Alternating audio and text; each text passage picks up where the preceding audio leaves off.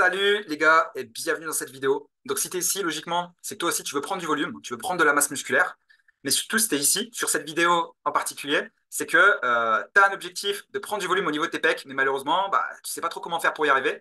Peut-être que tu démontes sur tes entraînements, peut-être que tu les entraînes plusieurs fois par semaine, mais malheureusement, il n'y a rien qui bouge. Ok, peut-être que tu prends tout dans les épaules, voire même dans les triceps, mais les pecs, ça donne rien. Donc, si c'est le cas, je vais te dire bonne nouvelle, hein, parce que dans cette vidéo, ici, ma promesse, c'est de t'enseigner ma méthodologie. Donc, c'est une méthode que je mets en place maintenant depuis plusieurs années et qui a vraiment permis de rattraper ce retard que j'ai au niveau des pecs et de enfin réussir à développer mes pecs. Parce que moi, la grosse problématique que j'avais, c'est que je prenais tout dans les épaules et je prenais rien dans les pectoraux. Donc, si c'est ton cas, juste, tu connais la musique, mais va te faire un petit café, reste concentré, papier, stylo, prends de quoi noter, prends un maximum d'informations. Parce que vraiment, cette méthodologie, elle a fonctionné sur moi, mais aussi sur des centaines de gars. Donc, elle a fonctionné pour toi. Maintenant, forcément, ça va demander de jouer le jeu, hein, d'être suffisamment patient, persévérant. Il n'y a rien de magique, ok? Il va falloir s'investir. Et surtout, c'est pas en l'espace de quelques semaines que tu vas avoir une différence, c'est plutôt sur quelques mois, ok, au pluriel. Donc voilà. Donc j'espère qu'en tout cas, ça te motive. Donc moi, en tout cas, vraiment hâte de te partager un petit peu ce que j'ai fait. Donc comment ça va se passer? Comme d'hab, je vais partager mon écran. Je vais faire un petit support. Hop, je vais te montrer. Voilà, normalement, tu devrais le voir. Donc comment j'ai réussi à exploser mes pecs malgré ma morpho-anatomie. Donc comme tu peux le voir, moi, je reviens de très très loin. Et aujourd'hui, j'ai enfin réussi à développer mes pecs. Bon, j'ai toujours un retard, mais j'ai réussi un petit peu à rattraper le retard que j'avais auparavant.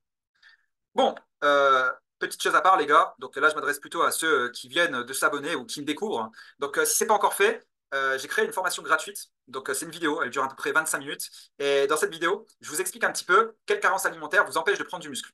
Donc, c'est pas quelque chose de magique. J'en vois arriver certains, ouais, il n'y a pas d'aliment magique, tout ça. Je suis complètement d'accord avec vous. Mais si je vous dis ça, c'est juste que, en gros, ce qu'il faut savoir, c'est que chaque jour, j'ai des appels avec des gars comme vous, ok, qui ont du mal à prendre du volume. Donc, voilà, plusieurs fois par jour, j'organise un appel avec ces personnes pour faire un diagnostic de leur situation. On voit un petit peu ce qui va pas et ce qu'on pourra améliorer. Et pour 99%, voire même, je pourrais dire limite 100% d'entre vous, à chaque fois qu'on parle de l'alimentation, il y a toujours quelque chose qui vous manque, ok? C'est un aliment que vous consommez tous les jours pour la plupart d'entre vous, mais vous le consommez très très mal et surtout dans les mauvaises quantités. Et si vous arrivez à le consommer de la bonne manière, dans les bonnes quantités, vraiment, ça peut avoir un impact colossal sur vos résultats. Donc, si aujourd'hui, tu as besoin d'en savoir plus, ok, sur cette fameuse carence, juste, voilà, enregistre-toi, rentre ton nom, prénom, adresse mail, et voilà, tu vas vraiment pouvoir découvrir ce que c'est. Je suis sûr que ça devrait énormément t'aider. Si aujourd'hui, tu galères à prendre du volume, il y a fort à parier que voilà, tu as cette problématique comme beaucoup. Et après, en plus de ça, cerise sur le gâteau, je t'expliquerai à la fin de la vidéo, c'est quoi la méthodologie complète de A à Z qu'on met en place avec nos élèves pour gagner entre 5 à 10 kilos de masse propre, ok, ça en l'espace de seulement quelques mois. Quand je dis de masse propre, les gars, je ne parle pas de muscles, on fait les choses au naturel, ok, donc bien évidemment, prendre 5 kilos de muscles, ça se fera sur plusieurs années, mais si aujourd'hui tu as envie de gagner 5 à 10 kilos très très propres, ok, relativement la masse majoritairement, ok, voilà, mais vraiment, tu as envie de remplir tes t-shirts de manière qualitative, regarde la vidéo, ok, tu vas vraiment tout comprendre, mais là, le but, c'est vraiment que tu puisses savoir ce qui va pas et ce que tu pourras améliorer. Donc voilà, le lien est dans la bio. Donc, là, je reviens un petit peu à nos moutons. Donc, on va reprendre l'analyse morpho-anatomique et le développement des pecs. Si déjà, vous ne savez pas ce que ça veut dire morpho-anatomie, c'est un terme qui est beaucoup utilisé en muscu. Donc voilà, c'est deux mots, hein, voilà, c'est morphologie osseuse et c'est l'anatomie musculaire. Donc en gros, la longueur de vos muscles, est-ce que j'ai les muscles longs, les muscles courts? Et la morphologie osseuse, c'est la longueur de vos segments. Est-ce que j'ai les segments longs, les segments courts? Et ça, les gars, en fait, c'est super important que vous sachiez comment vous analysez. Donc pour moi, l'étape numéro 1, elle est là. Ok, c'est que vraiment, vous ayez un programme adapté à vous, adapté à votre morpho, à anatomie. Si aujourd'hui, vous faites comme quasiment tout le monde, c'est-à-dire que vous allez sur Internet, vous chopez un programme sur une application ou Internet, les gars, comment vous pouvez être sûr et certain que ce programme est vraiment adapté à vous? C'est un programme fait pour monsieur et madame tout le monde. Il n'y a absolument rien de personnalisé. Donc si aujourd'hui tu fais ce genre d'erreur, il y a peut-être fort à parier que déjà, ok, tu n'arrives pas à prendre des pecs. Peut-être que le problème, il vient de là. Peut-être que tu fais des exercices qui sont tout simplement pas adaptés à toi. Si tu vas copier bêtement le programme de ton influenceur préféré, c'est pas parce que ton influenceur fait du développé couché et qu'il réussit à prendre des pecs que ce sera forcément le cas pour toi. D'accord? Parce qu'on est tous différents. Si tu me suis sur les réseaux, tu dois commencer, tu dois connaître la chanson. J'arrête pas de me répéter. Et je sais que je suis chiant avec ça, mais c'est la vérité. Les gars, si vous faites, on va dire, vous copiez bêtement le programme de quelqu'un d'autre, il n'y a rien de personnalisé. Et forcément, pas étonnant que vous n'arrivez pas à progresser. Donc déjà, le B à bas, pour avoir un programme personnalisé à vous, c'est de savoir vous analyser. Ok, comment vous êtes foutu. Donc là, je vous ai mis une photo de moi. Donc voilà, c'est vraiment un exemple. Donc je vais m'analyser avec vous. Donc là, c'est vraiment une analyse très très simplifiée. D'accord, on va rester sur les pecs. En vrai, il y a plein d'autres choses à dire. Mais vraiment, ce que je t'invite à faire, limite, c'est fais pause, prends une photo de toi de face, un peu comme là je suis, torse nu, d'accord, bras le long du corps. Tu la mets à côté de la mienne, comme ça tu pourras voir un petit peu comment tu es fait et s'il y a des points dans lesquels tu te retrouves par rapport à moi. Donc, moi, en fait, déjà, il y a une première chose, c'est que j'ai les bras très très longs. Je ne sais pas si tu le vois, mais vraiment, j'ai des avant-bras, notamment les avant-bras qui sont super longs. Comme tu peux le voir, en fait, là, avec les bras au repos, bon, on ne le voit pas parce qu'on ne voit pas mes genoux, mais j'ai quasiment les bras, bah, les mains qui touchent les genoux. Donc, voilà, j'ai vraiment des bras de singe, des bras très très longs. Et forcément, plus tu auras les bras longs, et plus l'amplitude, lors des mouvements de développer, va être super importante. Et ça, forcément, ce n'est pas quelque chose qui va nous avantager. Je vais donner quelques exemples après. On peut le voir aussi que j'ai peu de cage thoracique, donc j'aurais dû faire une photo de profil, mais voilà, j'ai une cage qui est plutôt plate, d'accord? Et forcément, plus tu vas avoir une cage plate, et plus, encore une fois, l'amplitude de ton mouvement va être important, et moins ça va être intéressant justement pour développer tes pecs. Et j'allais dire comme on peut le voir, mais là on ne le voit pas super bien parce que je ne suis pas hyper sec non plus, mais j'ai de l'avant d'épaule ok, qui est vraiment point fort chez moi. Donc là, tu vois, il descend à peu près à ce niveau-là, je ne sais pas si tu vois le curseur, et il remonte vachement en oblique. Donc plus ton épaule va aller en oblique, va remonter, on va dire en oblique sur tes clavicules, et plus tu vas l'avoir en point fort. Donc moi, en fait, on voit que l'épaule limite passe par au-dessus du pec. Donc voilà, c'est souvent l'avant d'épaule qui va prendre l'ascendant par rapport à mes pecs.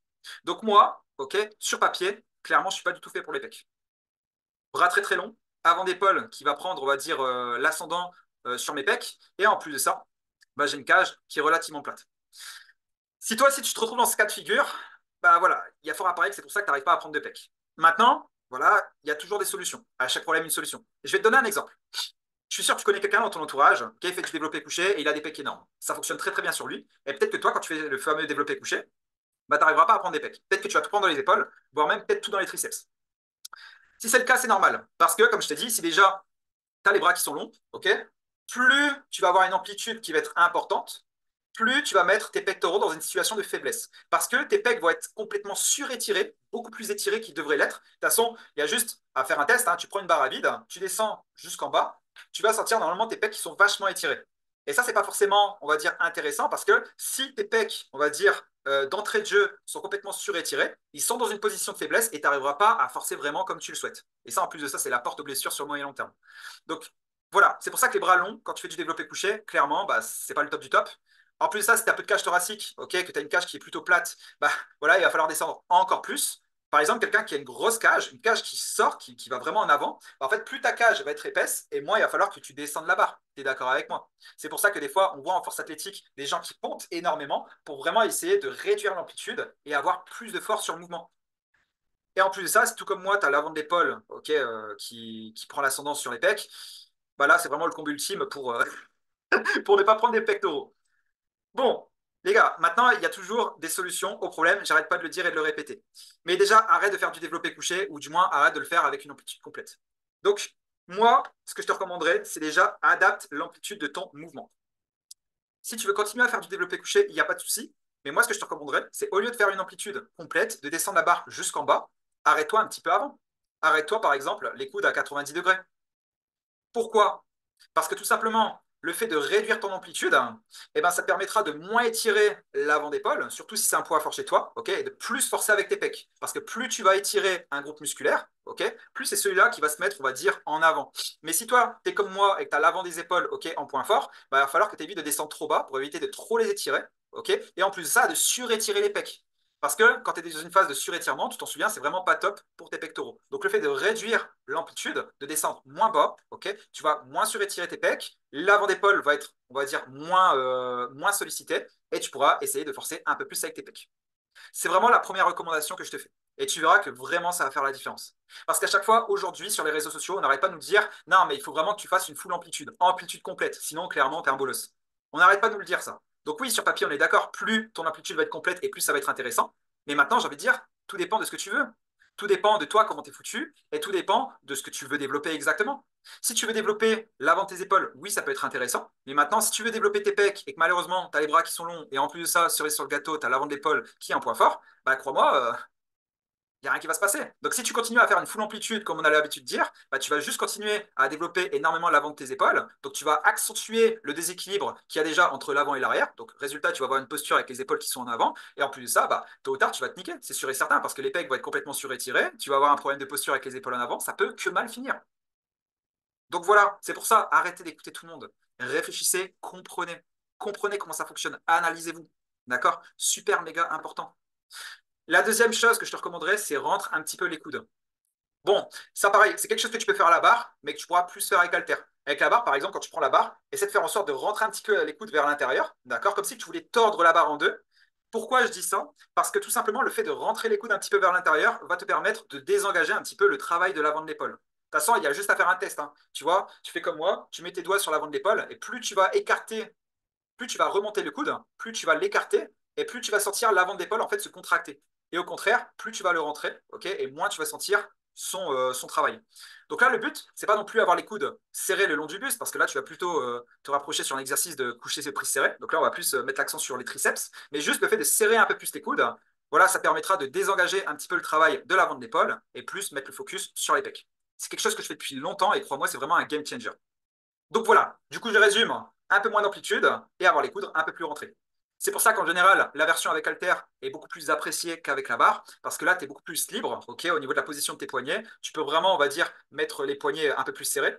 Donc moi, c'est vraiment ce que je t'incite à faire. Par exemple, quand tu avec halter, au lieu de prendre une position comme ça, tu la prends un peu comme ça, tu vois, histoire de rentrer un peu plus vers le coude vers l'intérieur.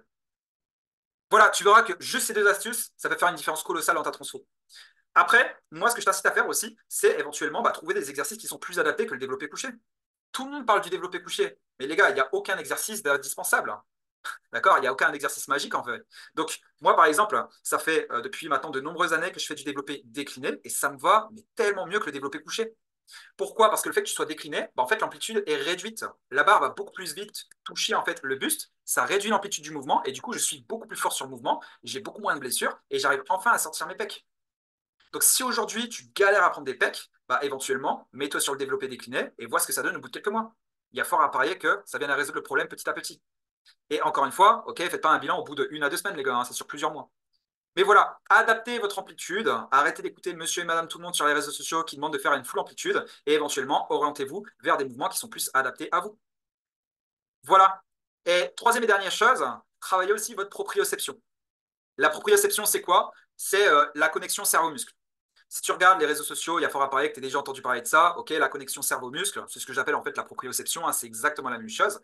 Mais là, en fait, c'est, on va dire, habituer ton cerveau à envoyer l'information au bon endroit.